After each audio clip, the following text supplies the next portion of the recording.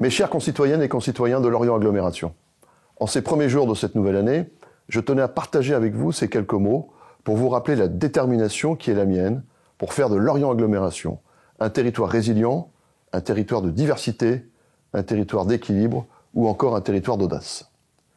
Territoire en mouvement pour la qualité de vie de chacun, en 2025, Lorient Agglomération doit continuer de bâtir, avec ses 25 communes, ses habitants et ses entreprises, un territoire attractif où il fait bon vivre. C'est tout l'enjeu de notre projet de territoire, dont, rappelons-le, près des 3/4 de ses objectifs opérationnels sont aujourd'hui réalisés ou encore de réalisation.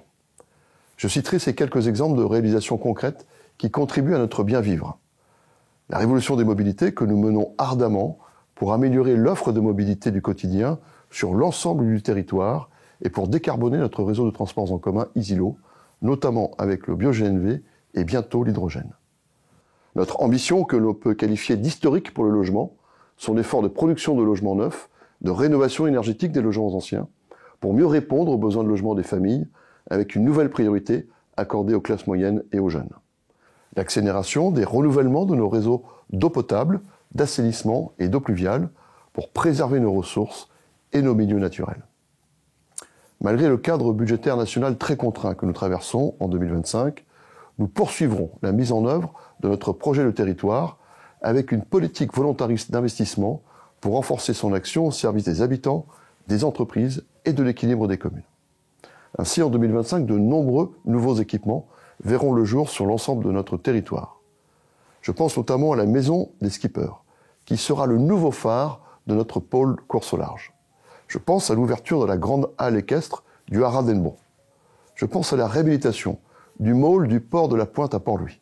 Je pense au déménagement quadrillon de l'Office du tourisme de Lorient. Je pense enfin à la mise en service de nos premiers bus hydrogène. Notre ambition pour cette nouvelle année est bien de faire de Lorient Agglomération un territoire d'excellence, dynamisant son développement économique et son attractivité. L'enjeu est à présent de renforcer nos activités traditionnelles, notamment la pêche, la construction, réparation navale, l'agroalimentaire, et d'attirer de nouvelles filières d'avenir, comme l'hydrogène, le composite, le transport maritime à propulsion vélique, la voile de compétition ou le numérique. En 2025, Lorient Agglomération place son attractivité économique sous un vent de dynamisme pour procurer à notre agglomération les ressources plus que jamais nécessaires au financement de nos principales politiques et services publics. Territoire en mouvement pour la qualité de vie de chacun, Lorient Agglomération doit continuer de bâtir un territoire attractif, où il fait bon vivre.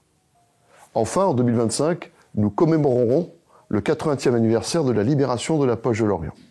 À l'heure où la guerre en Ukraine nous rappelle que la paix n'est jamais acquise, cette commémoration est l'occasion de rappeler aux jeunes générations que le sacrifice de leurs aînés et leur engagement pour la réconciliation entre les peuples européens doivent être poursuivis. C'est un grand cycle d'événements au service de la mémoire et de l'histoire qui vont ponctuer les mois à venir jusqu'à la grande journée commémorative du 10 mai 2025.